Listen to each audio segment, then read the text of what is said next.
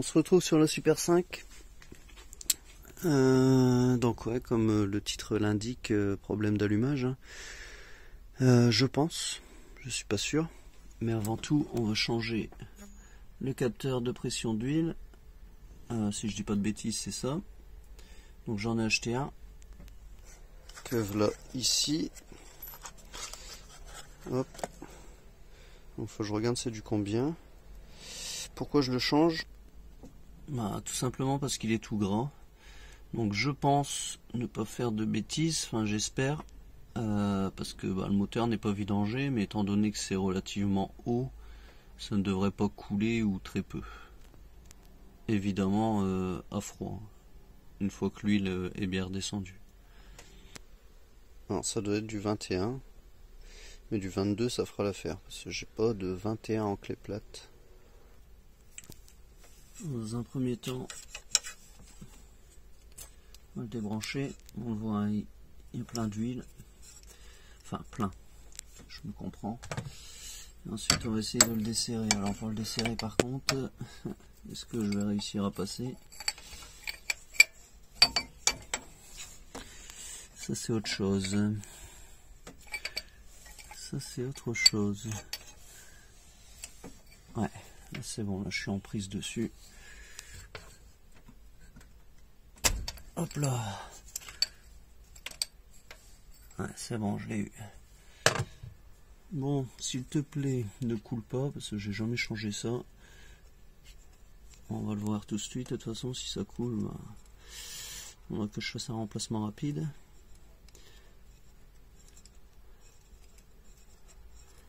Alors.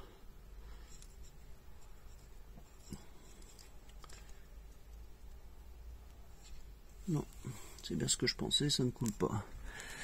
Alors, voilà la pièce.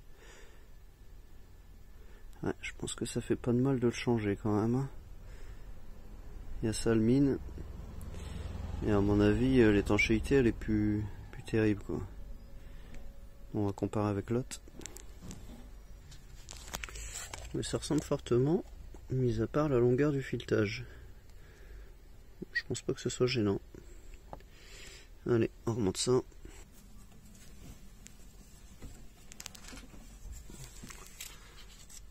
petit coup de propre avant.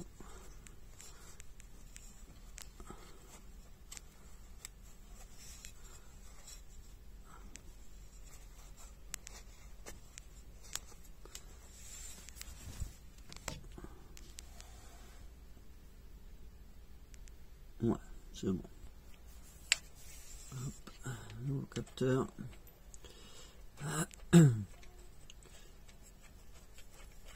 Toujours préserré à la main.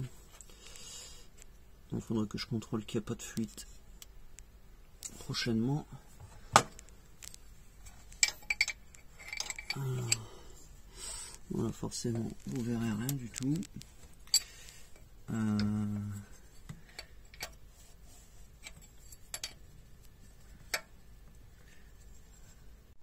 Bien sûr, j'ai plus de batterie, donc voilà, c'était remis en place, nettoyé en contact, un coup de nettoyé en frein, c'est comme neuf. Ça c'est fait, bon on va voir l'allumage. Starter, il y a un faux contact là,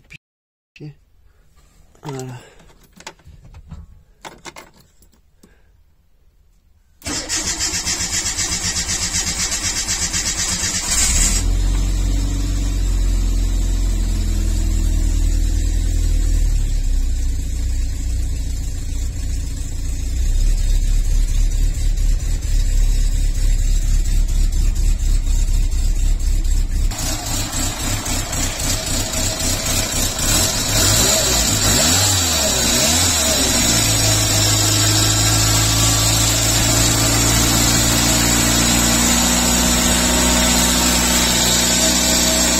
Bon, je la laisse chauffer un peu et je vous reprends.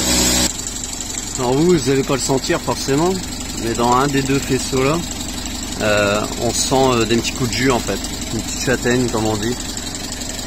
Et quand j'accélère, elle fait des trous par moment. Là par exemple.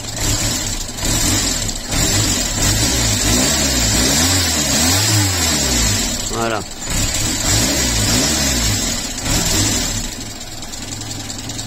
Donc je vais couper, on change ça, on redémarre et on voit si ça change quelque chose.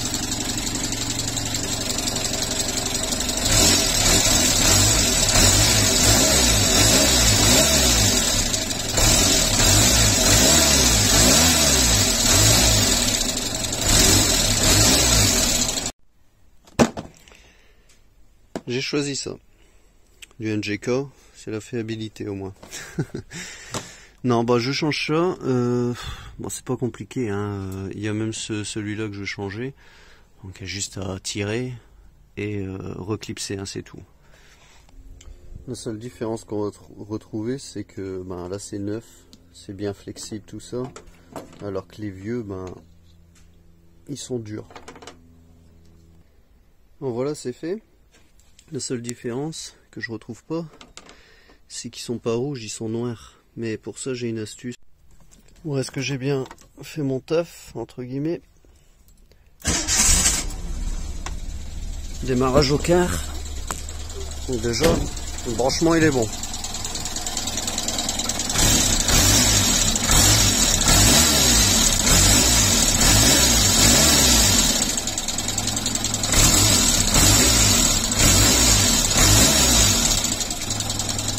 Alors on dirait qu'il y a encore des petits trous, mais bah non. Eh non, c'est bon. C'était bien ça.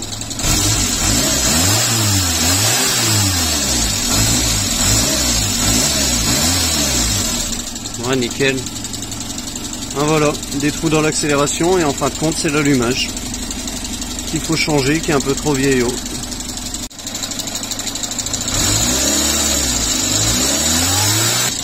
Voilà, donc c'était bien l'allumage.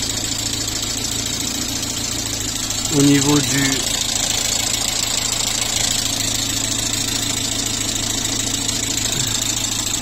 du capteur, j'ai pas d'huile, donc on est bon. Bon voilà. Ça prend 2 minutes et quand on a ce problème là, on est heureux que ça se termine, quoi, parce que c'est relativement chiant quand même. Avoir des trous à l'accélération comme ça.